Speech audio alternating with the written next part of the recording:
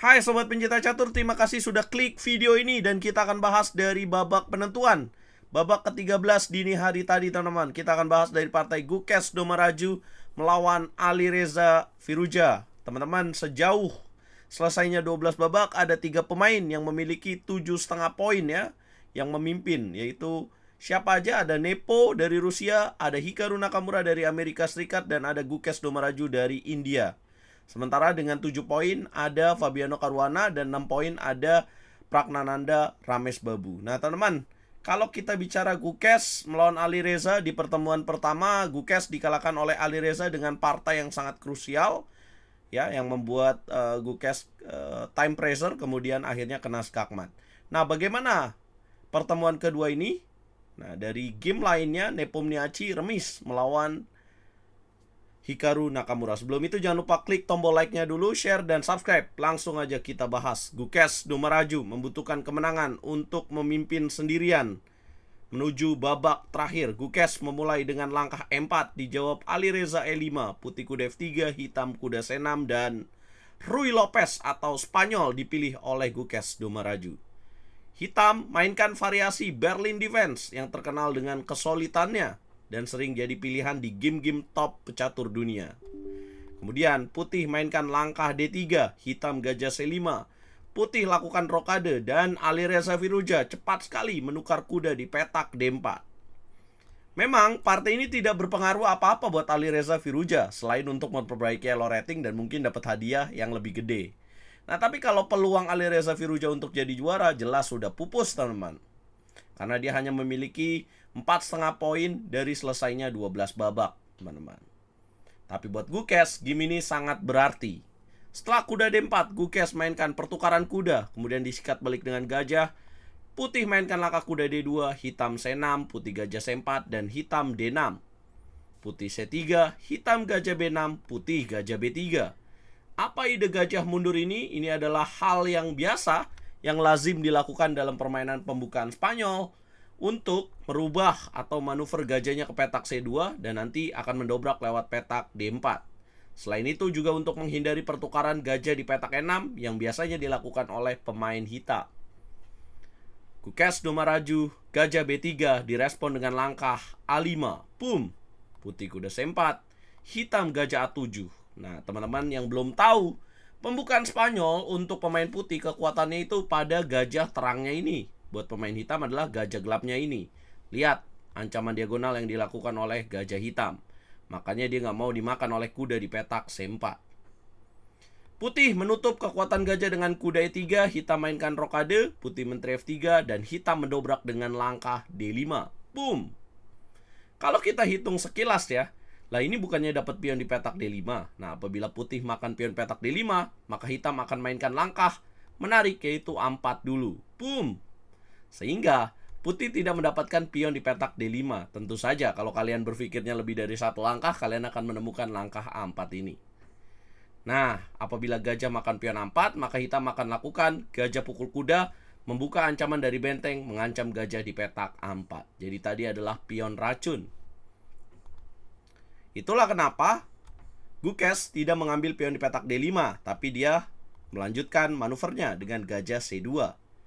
Hitam melanjutkan dengan jalan G6, mencegah kuda putih ke petak F5. Kemudian putih benteng E1, hitam mainkan gajah E6, putih pukul pion D5, sikat balik dengan pion. Dan kemudian putih mainkan langkah H3. Sepertinya tujuan dari putih adalah untuk kuda G4. Nah, hitam merespon dengan benteng E8. Dan ternyata Gukes mainkan langkah menarik gajah A4. Ancam benteng, hitam mendobrak dengan langkah E4, sikat pakai pion, sikat balik pakai pion, menteri mundur ke petak E2, dan hitam mainkan langkah benteng E7.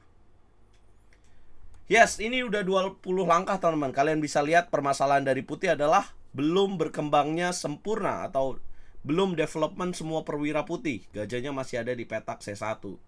Sementara kalau lihat dari pemain hitam, lihat gajahnya sudah berkembang, semuanya sudah aktif, bentengnya juga sudah aktif.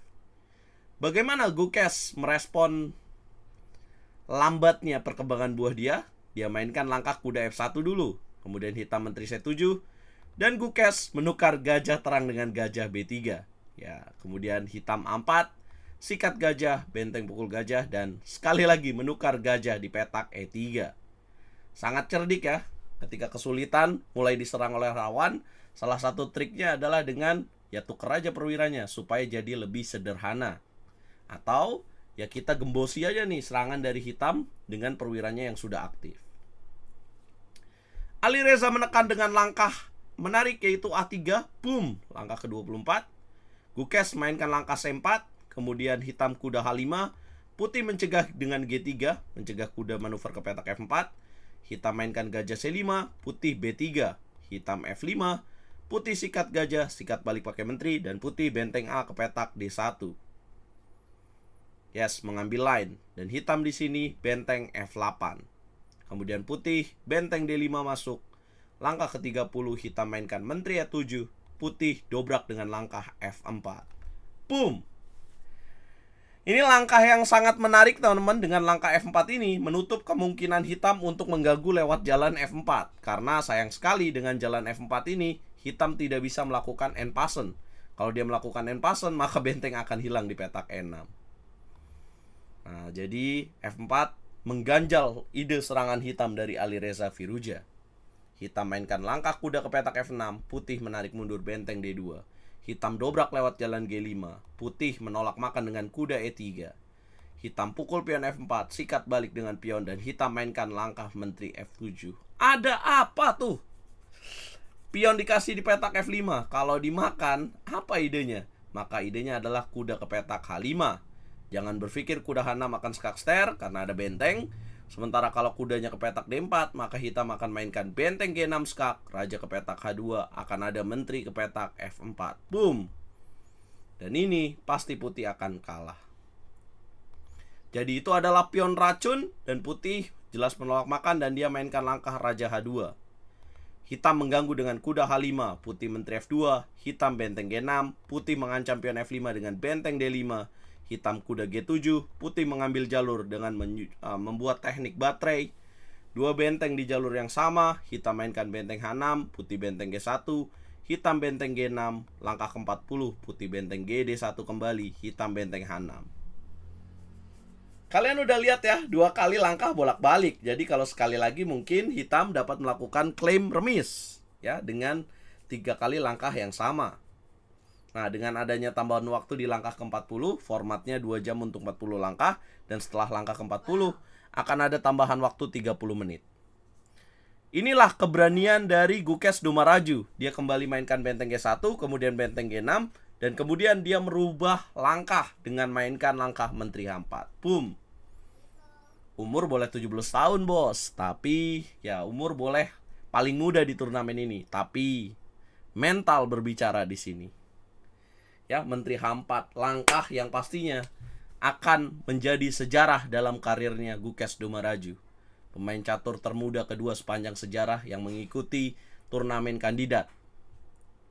Menteri H4, keberanian untuk melanjutkan permainan. Kemudian hitam sikat benteng di petak G1, sikat lagi pakai raja. Ntar ya. Kemudian hitam mainkan langkah raja H8, putih raja naik ke petak F2, hitam mainkan benteng G8, putih manfaatkan posisi pada ancaman pada petak F5 dengan menteri G5. Alireza melakukan tawaran pertukaran menteri, dan itu adalah langkah yang blunder. Kemudian putih sikat menteri, sikat balik pakai pion, dan boom, benteng D6 mengancam.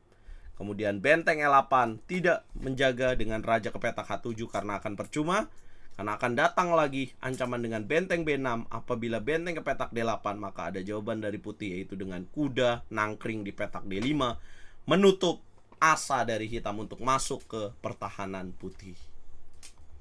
Yes, akhirnya Alireza menyerahkan pion dengan benteng E8, putih sikat pion, hitam kuda E6. Nothing tulus dilakukan oleh Alireza Firouzja. Putih kuda D5, hitam masuk dengan kuda D4, coba makan pion petak B3 dan meloloskan pion di jalur A.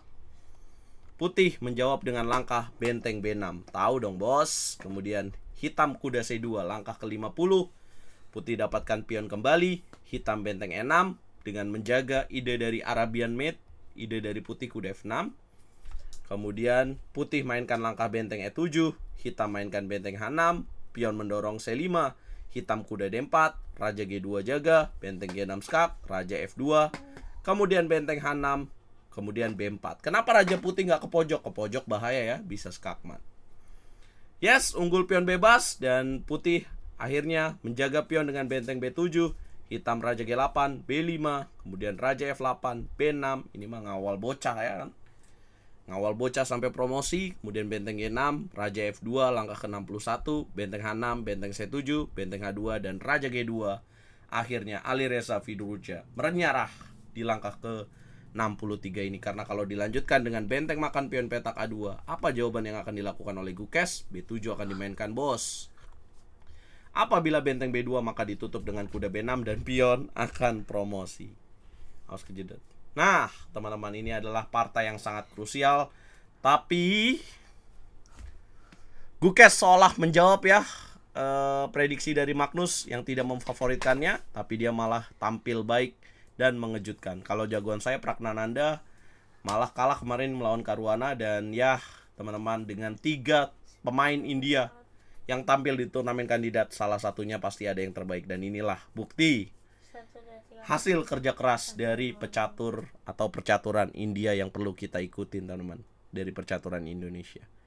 Ya, tentu saja ini bukan proses yang ujuk-ujuk langsung datang ya, langsung instan bisa dilakukan. Tentu ada perjuangan dari para pecatur muda India, teman-teman. Kalau boleh saya ingatkan buat para pecatur muda yang mungkin menonton video ini, untuk membangkitkan semangat kita. Sama, saya juga mengambil semangat dari Gukes Domaraju. Tahun 2011 dia melakukan wawancara dengan Chessbase India, dan dia bilang, ditanya oleh Sagar Shah, pemilik Chessbase India, dia ditanya, apa cita-citamu? Nah, cita-cita dia adalah untuk menjadi Grandmaster, untuk menjadi juara dunia catur termuda. Dan setelah beberapa tahun, teman-teman, dia akhirnya mewujudkan impiannya. Jadi jangan berhenti untuk mengejar cita-cita kita. Tentu saja ya, dia bilang seperti itu. Tentu aja ada proses yang dia lakukan. Dan buat teman-teman semuanya, jangan pernah berhenti untuk mengejar cita-cita kita. Dan usia bukanlah halangan untuk kita meraih prestasi terbaik dalam permainan catur. Tentu saja ini juga harus disupport dari semua lini, teman-teman. Nah, itulah yang terjadi. Nanti malam bakal pertarungan yang seru di babak terakhir. Hikaru Nakamura akan melawan Gukes Domaraju, dan siapa yang menang itu yang akan jadi juara turnamen kandidat. Sementara buat remis saja cukup buat Gukes Domaraju. Sementara menanti dari partai lainnya, Nepomniachtchi, partai terakhirnya Hikaru Gukes. Kemudian Nepomniachtchi bertemu lawan yang kuat juga, Fabiano Caruana, Alireza Vidit Santos Gujarati, Abasov melawan Pragnananda. Klasemennya ini, teman-teman, Gukes 8,5 dan 8 poin, ada 3 pemain, Yanepo, Hikaru, dan Caruana. Pragnananda 6 poin, Vidit 5,5 dan Alireza 4,5, Abasov 3,5. Siapa jagoan kalian kira-kira, teman-teman? Apakah Gukes akan jadi penantang Dingliren? Coba berikan komentar. Jangan lupa like, share, komen, dan subscribe. Kita ketemu dini hari nanti, guys. Jangan lupa gabung ke RL Chess Academy, karena bakal ada turnamen tanggal 27 April yang berhadiah chess set internasional buat peringkat 1 dan 3. Caranya, follow sosial media RL Chess, Instagram Rurop26 dan TikTok RL_Chess, guys. Lihat di sana.